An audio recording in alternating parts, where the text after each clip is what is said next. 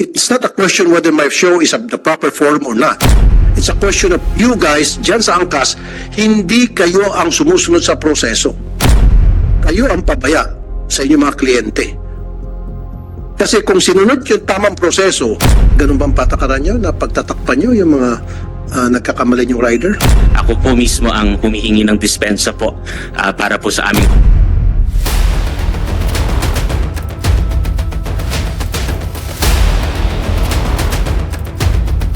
Dr. Po, you have an introductory statement, if any?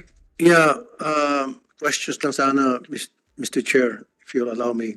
Go ahead, if it is related to the answers. Medyo off-topic lang to, if you'll allow me, I'll take this opportunity. Motorcycles.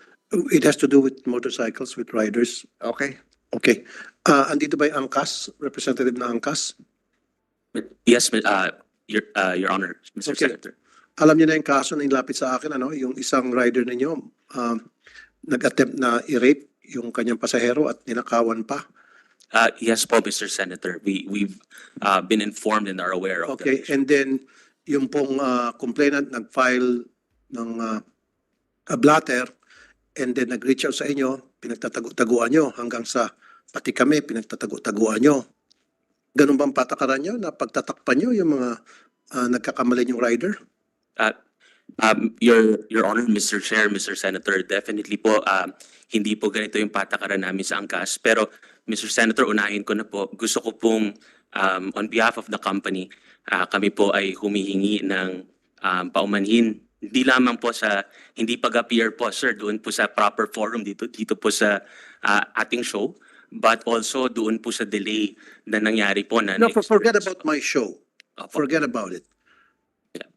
Pumunta sa akin yung complainant as a last resort. Dahil nga hindi niyo pinapansin. Tumaan siya sa proseso. And what is that proseso? Pumunta siya muna sa barangay, nagpa-blatter. Pumunta siya sa PNP, pa-blatter. And then tinawagan kayo para kunin yung pangalan ng rider ninyo sapagkat ninakaw nga yung wallet at saka cellphone. Nandun yung mga information about the rider. Kinukuha sa inyo, ayaw nyo. Pakinggan siya, ayaw niya mag-cooperate. Pinaikot-ikot siya. And then bumalik siya sa PNP. PNP, pinuntahan niya para PNP na mag-request sa inyo na ibigay yung information so that, kung sino yung rider na, so that she can file a case against that person in court. Again, yung PNP, inareglo ninyo. Kasi sa halip na tulungan siya ng PNP, yung PNP nag-discourage pa sa kanya, huwag ka na mag-file kasi mahabang proseso yan, matatagalan pa. Bumalik sa barangay, inareglo niyo yung barangay kasi yung barangay kumampi sa inyo at sabi, huwag na ka na mag-file, iha. Mahabang proseso yan, makipag-areglo ka na lang. So, ang ginawa niya, lumapit sa akin. Okay? It's not a question whether my show is the proper forum or not. It's a question of you guys, dyan sa angkas, hindi kayo ang sumusunod sa proseso. Kayo ang pabaya sa inyong mga kliyente. Kasi kung sinunod yung tamang proseso, na tumawag yung inyong kliyente, tumawag yung PNP, pinagbigyan nyo, hindi na sana nakarating sa akin. Now, pinabayaan nyo makarating sa akin. Dito tayo nga sa Senado. Tama po yun, Mr. Senator. No? Gaya po na sinabi ko kanina, hindi lamang po kami humihingi ng paumanhin sa inyo and of course to our honorable senators and members of government. Pero Senator, lalong-lalo na po doon po sa ating pasahero. Admittedly po, ang CAS prides itself with the service for passengers. Pero dito po, Mr. Senator, kami po ay nagpapakumbaba. Inabot po kami ng 7 to 8 days bago po namin na naiharap yung pong ating pasahero doon po sa ating biker. And that by any standards po is unacceptable. Mr. Senator, ako po ay nagpapakumbaba. Ako po ay humihingi ng tawad on behalf of our company. And of course, sir, rest assured po, meron din po kaming sulat para sa inyo. Nandito po yung steps that we did. At ang pinaka-importante po right now, Mr. Senator, kaya rin po kami sumusulat for the past week po sa ating team. It's really ang priority po namin is yung ating pasahero. We want to offer counseling, we want to offer legal advice, medical service. But we understand that disappointed po yung pasahero sa amin. Ang priority lang po namin sa ngayon, maalagaan mo na siya. But rest assured po, Mr. Senator, we are not running out. We are taking accountability and responsibility for it.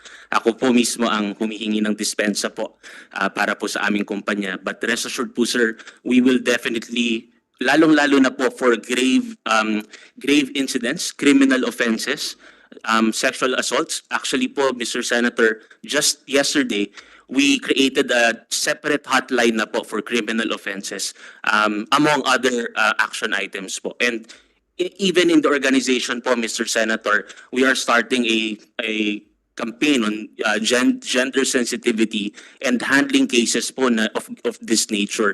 To be honest po, Mr. Senator, Okay, sir, let me catch you up. Masyadong mahaba na sabi mo. Okay, pang-PR yung sinasabi mo.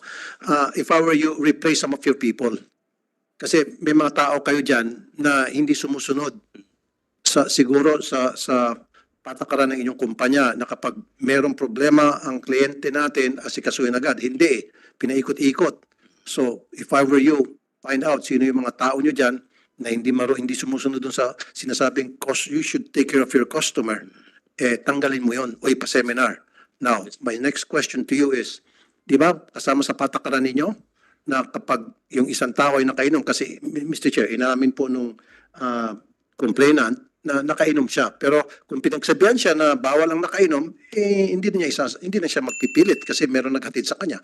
Meron, di ba, may patakaran kayo na bawal sumakay o magsakay ng pasaherong nakainom. Mr. Chair, Your Honor, tama po yun. We have that policy po na hindi po dapat. Is that being followed to to the book, to the letter? Mr. Senator, masasabi ko po. Because I've heard a lot na hindi. Mr. Senator, I would say na generally po talagang nasusunod po ito. Generally, yes. But dahil po dito sa insidenteng nangyari, nakikita po natin na meron pa rin pong iilan na nakakalusot po. Okay. And definitely, sir, we will deal with these. To your point also, sir, yung pong accountability sa tao namin, makakaasa po kayo on that front. How often do you conduct drug testing sa inyong mga riders? Meron po kaming annual, Mr. Senator. So, kasama po dun sa annual refresher po, dun sa kurso, meron po tayong motorcycle training and safety course. No, I'm not talking about training safety course. I'm talking about drug testing. Kasi Yes. para sa isang rider na rape niya ang kanyang pasahero at pagkatapos pagnanakawan pa, yan ay gawain ng isang taong wala sa katinuan. At sino yung mga taong wala sa katinuan? Most likely mga addict. So dapat meron kayong regular na check testing sa inyong mga riders. Hindi po annual. Kasi annual, alam ko na, Enero na ngayon, magda-drug test. Di ba, hindi mo nagagamit ng shabu para maging malinis. Dapat meron kayong regular drug testing. And then dapat doon sa mga pasahero, meron silang party do. I don't know if you're doing this in the US. They're doing it sa ibang mga companies na binibigyan ng ratings yung rider o yung driver. Do you have that kind of Yes po, Your Honor. And well noted din po, Mr. Senator, doon po sa random drug testing natin at intermittent periods po of the year. And chinecheck nyo rin ba na on a regular basis kung itong mga rider din nyo ay marami ng mga ticket violations? Kasi kung marami, dapat tanggalin nyo na. Ibig sabihin, pasawa yun. Yes po, sir. We monitor po the status of every rider, violations po, even yung expiration po ng kanilang mga lisensya, sir, nasa aming dashboard po, sir. So we monitor the profile and the activity of the biker po. Okay. Lastly na lang, Mr. Chair, siguro we have to come up with some legislation to protect the riding public against some riders. Hindi naman lahat, Hindi naman lahat. Ayoko naman madama yung buong kumpanya mo at saka lahat ng yung iba pong mga riders. But I want to protect tong mga pasahero ninyo, yung mga kliyente nyo. You should protect them because you will not be in business kung hindi dahil sa inyong mga pasaheros. So you should take care of your pasaheros first and foremost. Di ba may kasabihan pa nga, customer is always right? You should abide to that saying. Okay? Yan lang po, Mr. Chair. Thank you po. Tulpo, pero idagdagan ko, may winaw from Angkas. Anong status na nung kaso? Sa kasalukuyan po, Mr. Chair, Your Honor, yung pong biker that has been accused has been suspended. Hinarap na po natin siya doon po sa barangay at sa kapulisan. We have been trying to reach out po, Senator Raffy, to the family of the victim. In fact, pinuntahan po namin sa sa kanila pong tirahan to offer po yung counseling, to offer basically po. Criminal case, may final kayo? May Ah, may na-file? ah, Sabi kasi ni Senator Tulfo, inareglo nyo pa. Siguro po, just to clarify, Mr. Chair and Senator, yung pong the entire process po doon po sa barangay at sa police, bawal po kami pumasok doon sa loob. So, it was So, really... sorry, Mr. Chair, makasingit. That's BS. That's plain and simple BS. Bawal makapasok. Nareglo nyo yung PNP, nareglo nyo yung, yung barangay. Kasi para sabihin ng police, Mr. Chair, huwag ka na kasing mag-file ng kaso, ang habang proseso yan. Sakit sa ulo, etc., etc. Magkipag-arreglo ka na lang, pumunta ka na lang, makipagkita ka na lang sa kanila. O yan yung mga salita ng mga polis na naareglo. Ganon din sa barangay. And then, hindi makikipag-areglo sa inyo ang complainant because I made sure. Binigyan ko po ng pera, Mr. Chair, yung complainant para hindi siya makipag-areglo. Sabi ko, huwag ka makipag-areglo, bigyan natin ng leksyon itong ng walang hiya sa iyo, itong rider. I want him in jail. Okay? Salamat, Senator Tulfo. Can you confirm that na inareglo nyo, hindi nyo inareglo, pero sinuspende nyo lang yung rider? Opo, sir. We definitely suspended the rider, point number 1. Doon po sa pag-areglo, Mr. Senator, to be honest po, yun, wala po talaga, hindi po namin kilala yung mga miyembro po ng kapulisan sa presinto ngayon, neither po yung barangay, and neither were we there po during the proceedings po, Mr. Senator, no?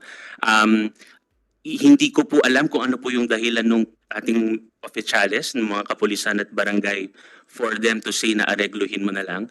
Ang alam po namin, Mr. Senator, doon po yata sa dulo, ito po yung huling araw po na nakikipag-usap pa po sa amin yung pasahero.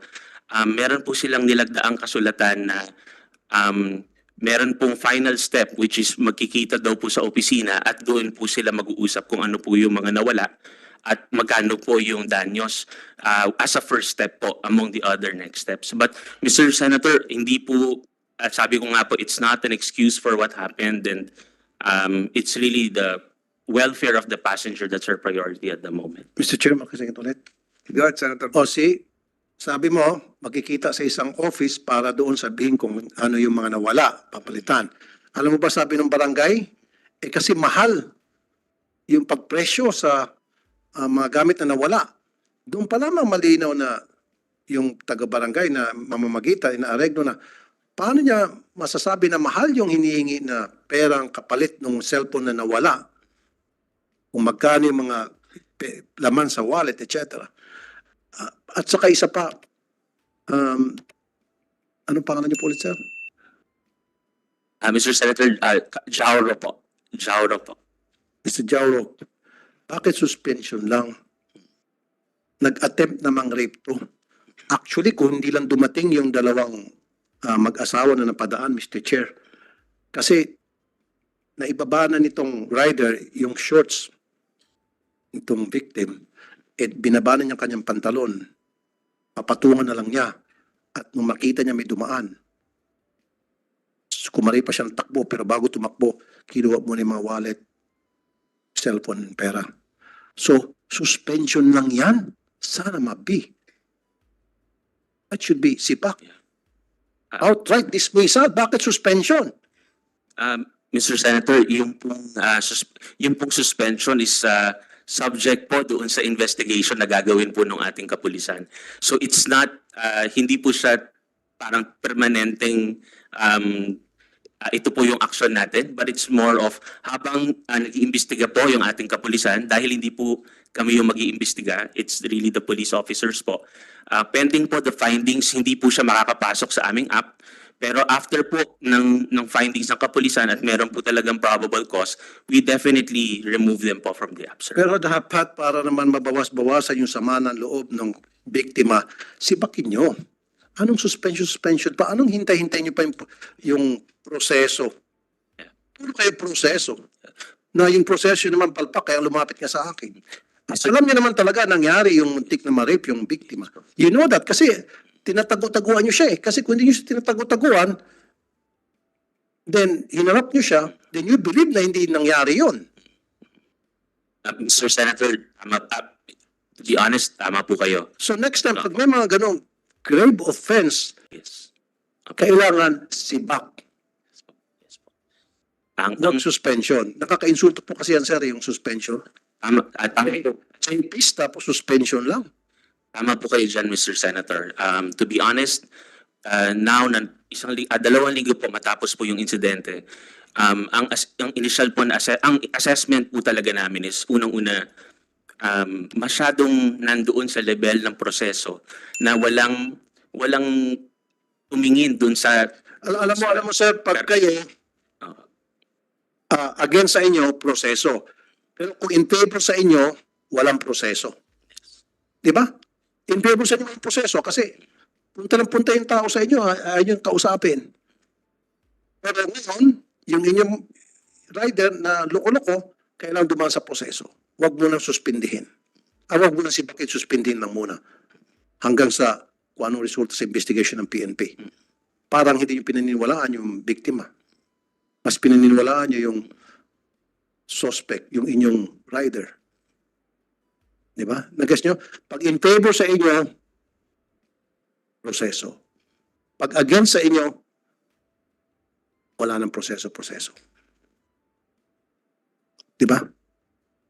Kailangan dumaan sa proseso pag pabor sa inyo. Pag hindi pabor sa inyo, hindi na kailangan. So, sir, sibakin nyo na po yung rider na yun. Buti nga, tinanong pala ni Mr. Chairman Tolentino. I want that na dismissed. we hear you, Mr. Senator, and we will definitely take action on And that. then I'll make sure na hindi na siya pwedeng magtrabaho sa anumang kumpanya dahil delikado siya. He's a danger to the society.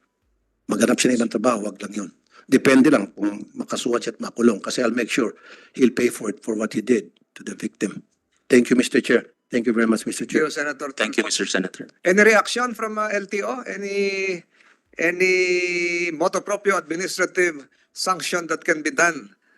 Yes, sir. Pinapako ko na po yung pangalan ng driver para maka-action na rin po LTO.